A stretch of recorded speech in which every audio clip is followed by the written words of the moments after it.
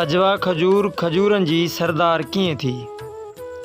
हिकु हबशी ग़ुलाम इब्ने ग़ुलाम बिलाल हिकु बाग़ मां खजूरूं चूंडियूं। ही खजूरूं नरम कोन हुयूं, ज़ाइक़े में बि ॿियनि खजूरनि खां मुख़्तलिफ़, रंग बेकारो ऐं दाणो नंढो। चूंडे बाज़ार में विकिणणु वियो। हिकु माण्हू खजूर ॾिसी चयो त जहिड़ो तूं कारो खजूर बेकारी पाण जहिड़ी आंदी अथई। उहो ॿुधी शीदी जे अखियुनि मां लुड़क वहणु लॻा। उहो शीदी सैयदना बिलाल हो। हुज़ूर पाक सल्लल्लाहु अलैहि वसल्लम जो उतां गुज़र थियो। उन रोइण जो सबबु पुछियो। हज़रत बिलाल झोली खोले खजूर ॾेखारी ऐं सॼी हक़ीक़त ॿुधाई। रहमतुल आलमीन सल्लल्लाहु अलैहि वसल्लम बाज़ार जे तरफ़ मुंहुं करे चयो, मुंहिंजी ॻाल्हि गौर सां ॿुधो। ही खजूर अजवा आहे।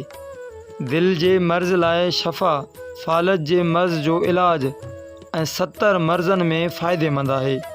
ही खजूरनि जी सरदार आहे ऐं जंहिं ही खजूर खाधी जादू उन ते असरु न कंदो। हुज़ूर सल्लल्लाहु अलैहि वसल्लम जे ईअं चवण सां सैयदना बिलाल, जेको खजूर विकिणण लाइ परेशान वेठो हो, माण्हू खजूर वठण लाइ मुड़ी विया।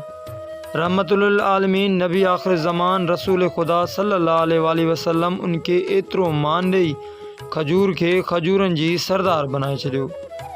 तारीख़ गवाह आहे त मुस्तफ़ा करीम सल्लल्लाहु अलैहि वसल्लम जी ज़बान मुबारक जो सदको अॼु बि अजवा खजूरनि जी सरदार आहे।